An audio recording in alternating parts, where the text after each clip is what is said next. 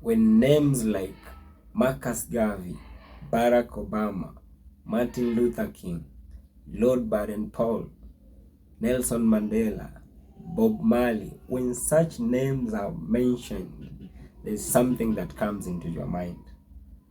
And that one thing is that they all came from a very, very, very humble background. Kindly please, before I continue, if you are a new viewer, kindly please go and just click on the subscribe button, simply because that will enable my channel to grow, and by so doing you'll enable and make me kind of motivate me to do more and more of these videos. Now, Marcus Garvey, Tupac Shakur, all such names made history in humanity. Now, one thing is that I like to put across, I'm gonna share a very short story concerning Bob Nesta Marley, and I know it will be of full encouragement to you or others. Kindly please like, comment, and feel free to share so that you can enable this message to reach thousands and thousands of individuals who tend to have lost hope in life. Now, around 18th April 1980, Bob Marley had a concert in Zimbabwe.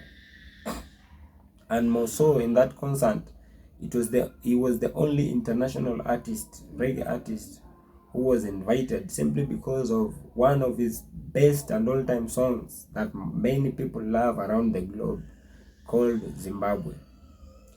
So when Bob was invited up on the stage for performance, simply because the song was a true dedication to the Zimbabweans and the Africans at large, simply because the song was mainly speaking of the Rhodesians' independence, and that was the time that the Rhodesians had gained their independence.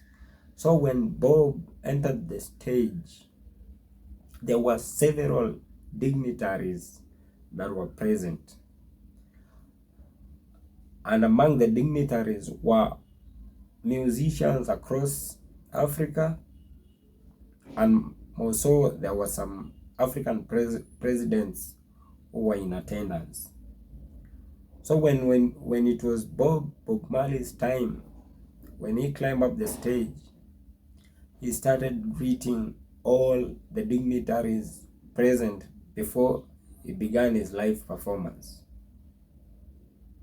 So as he was greeting the likes of the late Robert Mugabe and others, I remember very well, among the dignitaries present was the likes of Mwalimu Kambarage Julius Nyerere. So when Bob started, before performing, he began by greeting all the dignitaries present, but funny enough, when he raised his hand just to greet the likes of Mwalimu Kambarage, by then he was the current president of Tanzania. Mwalimu unshook his hand, decided not to shake his hand. And I don't know, because I wasn't present, I don't know how Bob will take it, but I know even if it were you wouldn't take it lightly. But all said and done, Bob decided to greet the ones who were willing to greet him, and so he came up on the stage. So it was like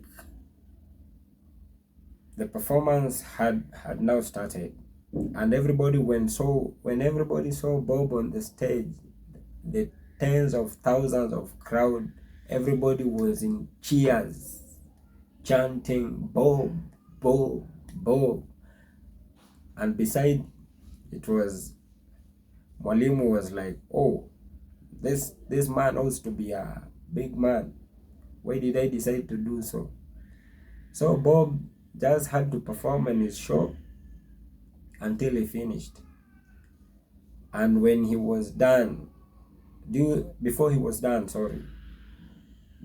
performance, the crowd was extremely excited, and there were chants and dances all over. And I know the people like, okay, specifically to a person like Mwalimu Nyerere, that wasn't easy for him, because the person who had denied him access just for shaking his hand, he had risen thousands of